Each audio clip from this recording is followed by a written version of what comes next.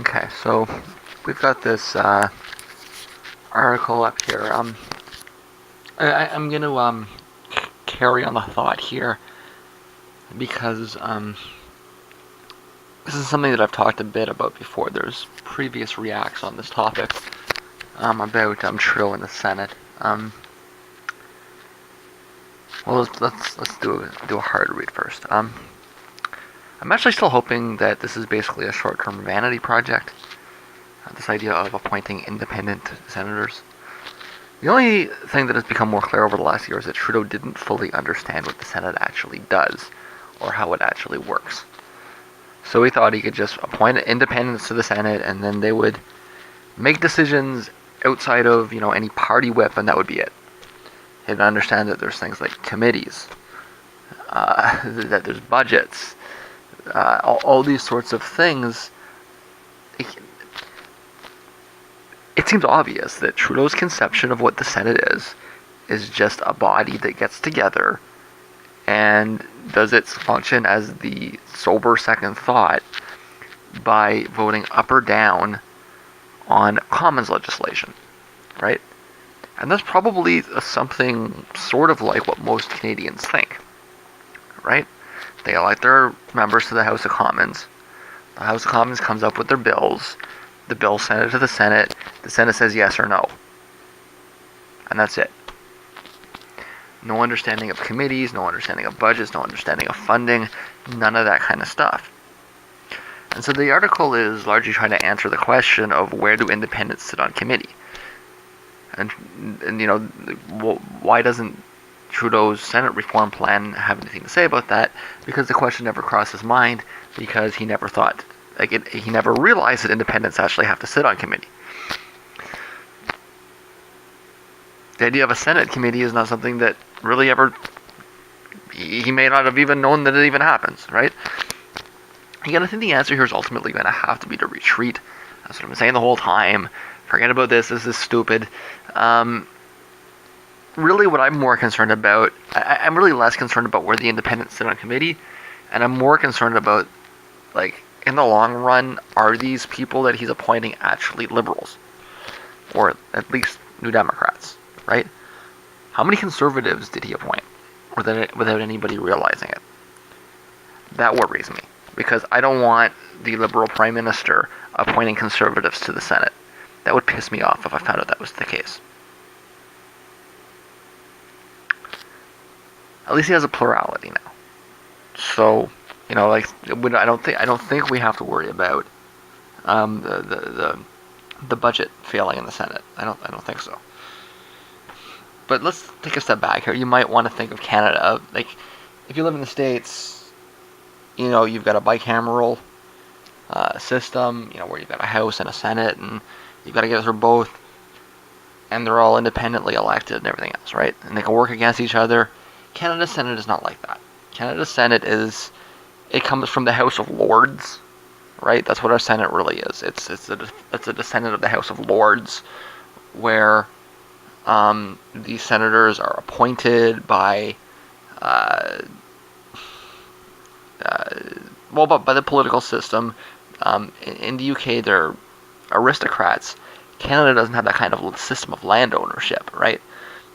So they've been, political favors, industrialists, sure, some landowners, but it's a rubber stamp process, and nobody wants to be more than that. You'll hear these sort of, fringe voices on the extreme right in Canada, anyways, that want an elected Senate. It's not, the idea of an elected Senate is not mainstream. It's not something anybody wants. And one of the reasons nobody wants it is because we look at the United States, and what we see in the United States is that one of the biggest problems in the American system is the gridlock, right? And that's not something that we want. Like I said, this was an issue with the Reform Party, right? There is a movement for an elected Senate. It's not mainstream, okay? And it would require a constitutional change. If we were going to open up the Constitution and do something with the Senate, popular opinion would be overwhelmingly far more in favor of getting rid of it than making it an elected body, right? Most Canadians, if given the choice, do you want an elected Senate or do you just not want a Senate? Most of us would say that we just don't want a Senate. But we can't get rid of it because it's in the Constitution. So we're stuck. On top of that, I'm actually in a minority on this position, which is that I think that the Senate does provide for a theoretical check on power. My position on the Senate has been that it doesn't need reform. It costs money, you can print it. In fact, I would be in favor explicitly of a budgetary process that prints money for the Senate. Right? Take it out of the revenue portion of the budget and just print money. And that's that, right?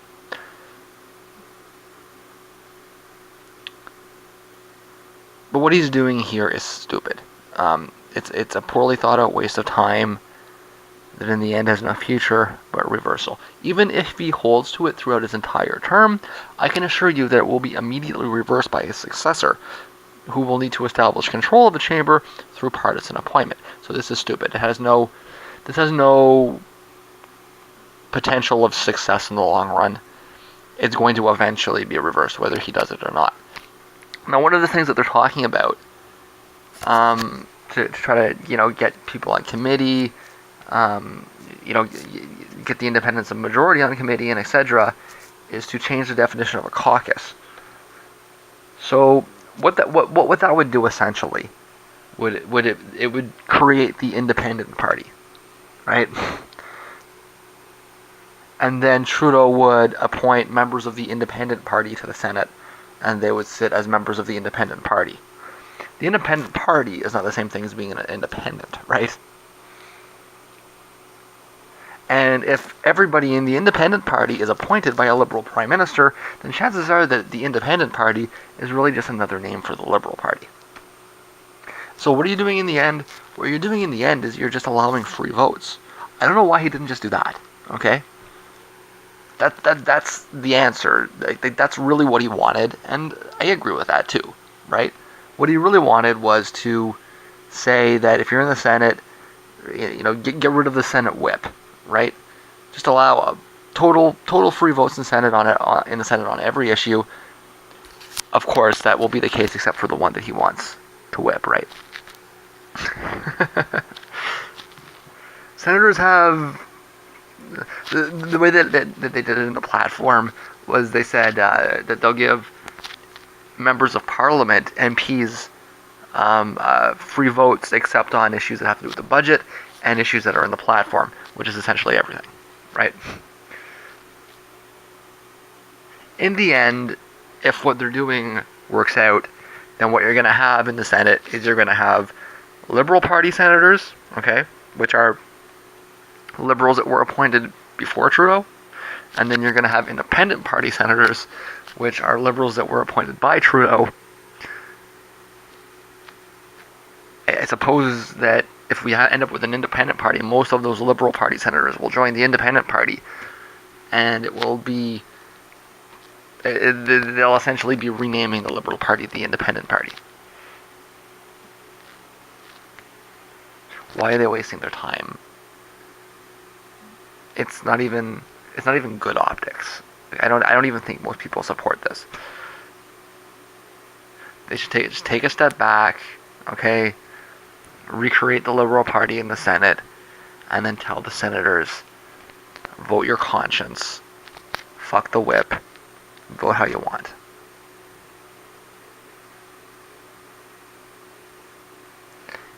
And listen, if this is the nastiest crow that Trudeau ever eats, he'll be lucky. This is pretty minor. Most people don't even know what's going on, and nobody's ever going to care. Nobody voted on Senate reform. This isn't really an issue. And this solution isn't going to attract voters at all, because nobody cares. The more important thing is How do you get the Senate functioning properly? It you can't have a Senate without parties. It's crazy. Call Bernie Sanders up and ask him about it. He'll tell you.